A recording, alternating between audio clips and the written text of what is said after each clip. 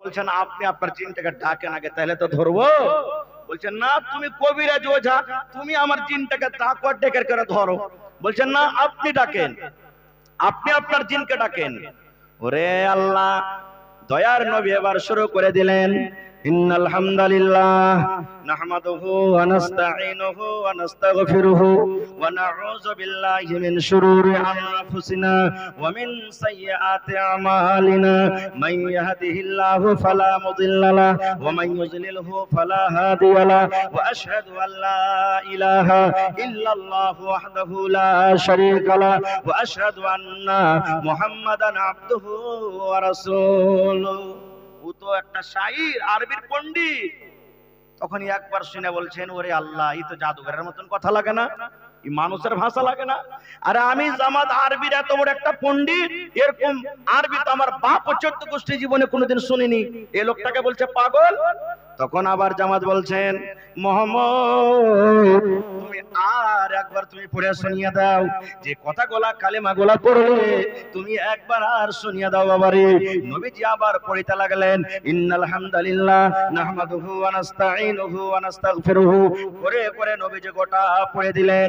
এবার বলছেন জামাত, নবী গো, আর একবার তুমি পড়ে শুনিয়ে দাও, এই কথাগুলা শুনতে আমাকে কত মজা লাগছে, এই কথাগুলা শুনতে আমাকে কত ভালো লাগছে, এরকম কথা আমি জীবনে কোনোদিন শুনিনি, একটু আর একবার পড়ে দাও।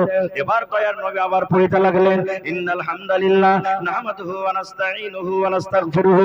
এবার 3 বার কিংবা 4 বার যখন পড়া হয়েছে, এবার কবিরাজ এসে বলছেন, মুহাম্মদ নবী গো, আপনি নিজের হাতখানা আপনি আমাকে বাড়িয়ে দিন, আমি আপনার জিন ধরতে এসেছিলাম, আমার নিজের জিন নেমে গেছে। নবী গো, আপনাকে আমি নবী বলে মানলাম, আমি আপনার প্রতি ঈমান আনলাম, আপনি নিজের হাতখান বাড়িয়ে দেন, আমি জামাত আপনার হাতে হাত লাগিয়ে কালেমা পড়ে আমি মুসলমান হয়ে গেলাম। নারে তাকবীর, সুবহানাল্লাহ। নবীজির ব্যবহার দেখেন, চরিত্র। আর একটা হাদিস শুনেন, আমি বেশি আর ওয়াজ করব না, একটা হাদিস বলবো। আর যায়েদ বিন হারিসা রাদিয়াল্লাহু তাআলা আনহু একজন সাহাবী, ছোট্ট কালে মায়ের সাথে সফরে ছিলেন, 7-8 বছর বয়স, গুন্ডারা হামলা করে দিয়েছে। যেমন 8 থেকে 10 বছর আগে রাস্তাতে পথে আমাদের দিকে গাড়ি ঘোড়া চুরি হতো না, হতো না? হানা বলেন, দিনের বেলাতে একবারে বন্দুক ধরি তো ফুটুস করে মেরে যাচ্ছিল কাড়ে নিলে সব। আল্লাহর রহমতে গুলো কমে গেছে। মাঠে ধান থাকেনি, মেশিন থাকেনি, এখন সবকিছু বাইরে থেকে ইচ্ছা, আল্লাহর রহমতে, আল্লাহর দয়াতে নাকি। ওই যুগে গুন্ডাগার্দি হয়তো। তো যায়েদ বিন হারিসা রাদিয়াল্লাহু তাআলা আনহু ছোট বাচ্চা, মার সাথে যে গুন্ডারা হামলা করে দিয়েছেন। এবার যতটি কিডন্যাপ হলো, তাদের মধ্যে যায়েদ বিন হারিসা একদিন, এবার এই বাজার থেকে ওই বাজার, ওই বাজার থেকে ওই বাজার, আগেতে গোলাম বিক্রি হতো, যেমন এখন গরু ভেস বিক্রি হয়েছে, বাজারে তখন গোলাম বিক্রি হতো। এই হাট ওই হাট, এই হাট ওই হাট করতে করতে করতে শেষ পর্যন্ত মা খাদিজা রাদিয়াল্লাহু তাআলা আনহার বাড়িতে চলে এলেন গোলাম যায়েদ বিন হারিসা। এবার নবীর সাথে যখন বিবাহ হয়ে গেলেন, কার? মা খাদিজার।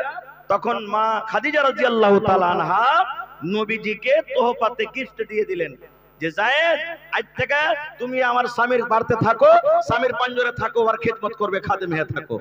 এবার করতে করতে করতে যায়েদ বড় হয়ে গেছে এখন। এবার যায়েদের যেখানে বাড়ি, ওইখানকার লোকেরা হজ করতে এসেছে। হজ করতে এসে তখন যায়েদকে চিনে নিয়েছে। বলছে, হাজি, তোমার নাম কি যায়েদ লয়? বলছে, হ্যাঁ। বলছে, তোমার বাপের নাম কি হারিস লয়? বলছে, হ্যাঁ। বলছে, তুমি তো মায়ের সাথে হারিয়ে গেছিলেন তো? হ্যাঁ। বলছে, ওরে আল্লাহ, তোমার মা তোমাকে ঢুঁড়া ঢুঁড়া ঢুঁড়া পাগল হয়ে গেছে, আমি এক্ষুনি যা বলছে তোমার বাপকে যা, যে তোমাকে এখান থেকে নিয়ে যাবে। বলছে, কার বাড়িতে আছো? বলছে, মোহাম্মদ বিন আব্দুল্লাহর বাড়িতে আছি। বলছে, ঠিক আছে। এবার এই লোকেরা যা বলে দিয়েছেন, ও যায়েদের বাপ, তোমার বেটার খবর হয়ে গেছে। বলছে, কোথায় আছে? বলছে, মক্কাতে মুহাম্মদ বলে নাকি একটা নবী আছে, ওর বাড়িতে আছে। বলছে, তাই না? তো হ্যাঁ। বলছে, ঠিক আছে। ওর বাপ বাটুয়াতে করে, আগতে মানুষ বাটুয়াতে টাকা রাখতো নাকি, বাটুয়া তো বুঝেন সবাই না, বাটুয়াতে টাকা রাখতো। এবার বাটুয়াতে করে কিছু টাকা, সোনা চাঁদির টাকা নিয়ে আর তার চাচাকে সাথে করে নিয়ে 2 ভাই যায়েদ খানার জন্য চলে এসেছেন।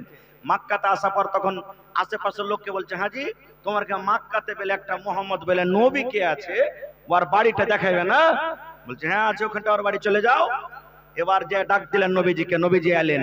আসার পর বলছেন যে, আপনি নাকি নবী, নবী টবি তো আমরা জানি না, তখন তো মুসলমান না হয়নি ওরা, বলছে নবী টবি তো জানি না, শুনেছি যে আমার একটা বেটা জায়েদ হারিয়ে আছে মেলাদিন থেকে, ও আপনার বার্তা আছে, তা আমাকে ছেলে আমাকে ফেরত দিয়ে দেন, যা টাকা নেবেন তার বদলেতে দেখেন বাটুয়াদের টাকা আছে, আপনি টাকা নেন, যদি আরো বেশি লাগে তো বেশি দেন, কিন্তু ছেলেটা ওয়াপাস করে দেন। নবীজি তখন বলছেন যে তোমাদের ছেলে হলো জায়েদ? বলছে হ্যাঁ। তোমরা নিয়ে যাবে না? তো হ্যাঁ।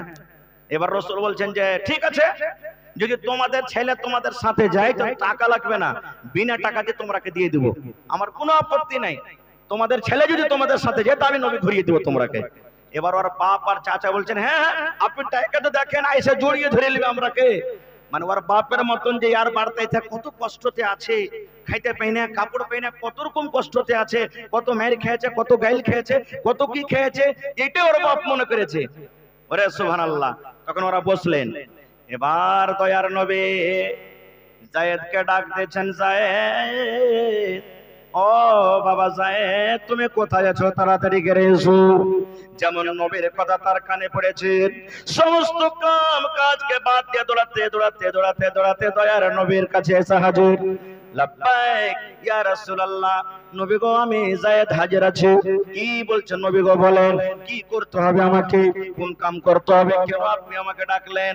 দয়ার নবী বললেন, এ জায়েদ, তোমাকে কাজ করতে হবে না রে বাবা, এই দেখো তোমার আব্বা জান, তোমার চাচা তোমাকে আনতে এসেছে।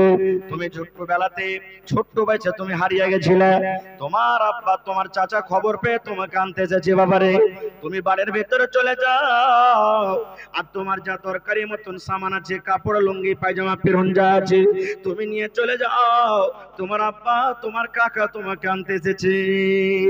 ওরে আল্লাহ নবীর চরিত্র, নবীর ব্যবহার, দয়ার নবীর আখলাক দেখেন।